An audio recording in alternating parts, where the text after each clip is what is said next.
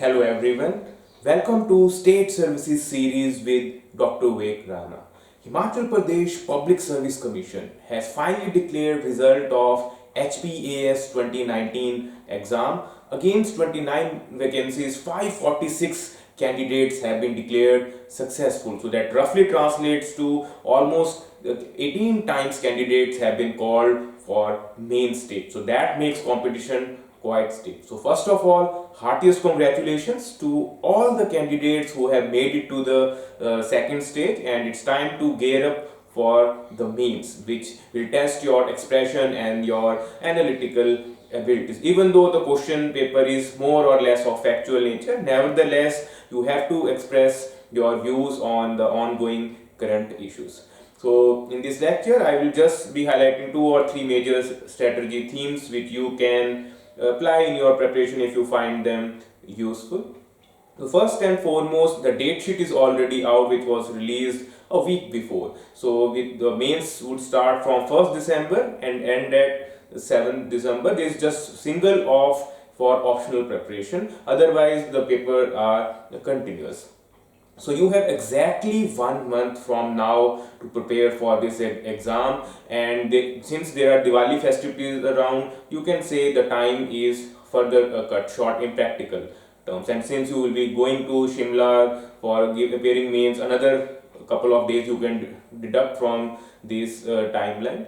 So from my side, you could follow two strategies. The first and foremost could be a 10-10-10 rule. In this, you can divide these 30 days in bracket of 3, and first 10 days you could just change the order as per your preparation level, because some of you might have completed an optional by now, some of you might have been investing preparation in your GS and you have yet to make a preparation of your optional. So you could devote 10 days at least to your optional, because that's the paper that eventually helps you in getting a rank. Even though the current marking scheme is tilted totally in favor of GS, there are 3 papers of 200 marks each. So another 10 days you have to give for the general studies and the essay paper, and the final 10 days could be regarding the HP section, which is the most important section, because on all the 3 GS papers, 1/3 questions are from Himachal GK. So make sure you are not just going there thinking that only GS questions are going to be asked. Just like in prelims we had seen an upward trend in Himachal section, you can expect the same thing repeat in the main stage. So make sure you give a considerable time for preparing Himachal history, culture, geography, as well as the governance part. And there's also HP tourism, emerging technologies in HP part, which have to be specifically prepared if you want to reach the interview stage. Due to paucity of seats, the competition demands the Himachal section to be prepared quite exhaustively. So the other could be, if you feel that you are not comfortable with this 10-10-10 rule, you could devise a 3 session per day timetable, in which you could invest at least 12 hours for a start. You could divide it into 3 brackets: an early morning 4 hours in which you could prepare a GS, another 4 hour section in afternoon for Himachal GK, and another 4 to 5 hours for your optional preparation per day. That's also equally effective. In this, you might finish the syllabus by at least in 15 or to 20 days, and then next 10 days you could revise whatever you have prepared. So make sure you choose one of these strategies, or you could discuss, if you, in case you have been lucky enough to prepare UPSC or clearing UPSC prelims as well, because then this method is not going to work. You have to balance both the exams. UPSC is in January 6, so you have a window. So make sure you don't skip the HPAS. It's in case it's your home state, you definitely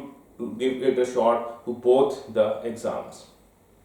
Now the other thing is the writing practice. In Himachal Pradesh Administrative Services, the mains examination is quite different from UPSC. Instead of 150 words and 250 words question, there are 3 types of question. There are you can say 15 questions which are short answer type, in just you have to answer in 60 words.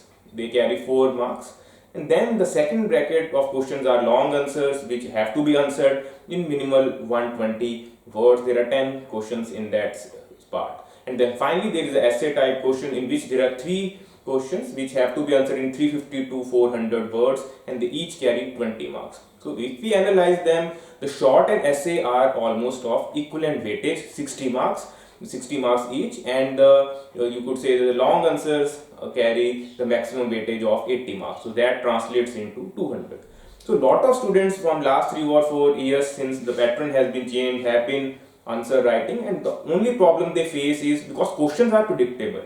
So make sure you don't get carried away by the directives or any other major complicated themes. You can just check yourself. You will find that almost all the questions are from within the syllabus. Now the problem is when students are writing, they are not able to balance the time because paper is a lengthy one. Some of them start with the short answer questions, end up messing up lengthy essay type questions. Some of them start with the long answer, they are too carried away, they answer them in 400 to 450 words and end up just not able to attempt the short answer questions. So that's where the role of test series comes into the picture. So make sure any test series you are availing should have at least the same pattern of 28 questions, and you could try various permutation combination. In one of the GS papers, start attempting very short, because a lot of successful candidates who have cracked already this exam, they have shared. Some of them start with very short, some of them with the long, and the success rate is you have to design your own strategy, get them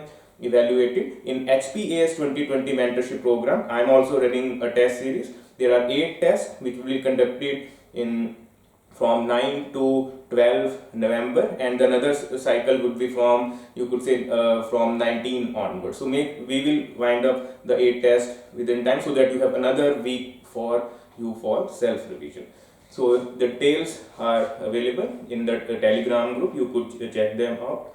And the third and the final most point in the strategy part is make sure you first download the syllabus and try to cover 85% of the syllabus qualitatively. If once you have covered 85% syllabus qualitatively, you will definitely do well in general studies papers, because as it is the statements which are mentioned in the syllabus are asked. You can check 3 years papers and you will find them as it is. So make sure the coverage of syllabus is exhaustive. Don't just carried away preparing paper 1, which is the lengthiest part, and you tend to ignore the paper 3 or 2. That preparation has to be balanced equally among the 3 papers, and specifically to covering the topics mentioned in the syllabus. And the role of current affairs definitely plays a small role in quoting the examples. Otherwise, majority questions you will find them on static question only. Only in the IR and the governance part the dynamic nature is reflected. Otherwise, the other 2 papers are more or less of static nature.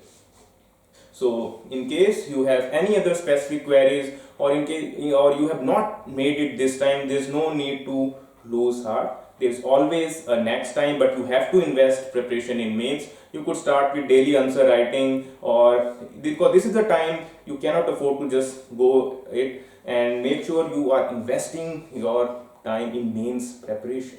So if you have any specific queries, you are most welcome to drop a message on Facebook, Instagram, or in the comment section. I will try to answer the genuine queries of you. Feel free to connect, and wishing you all once again the best of luck for upcoming examination. Keep working hard and invest time in your preparation. Definitely sooner or later you will find on successful side. So that's it for now. I hope this session was useful in some way. Thank you very much. Have a nice day.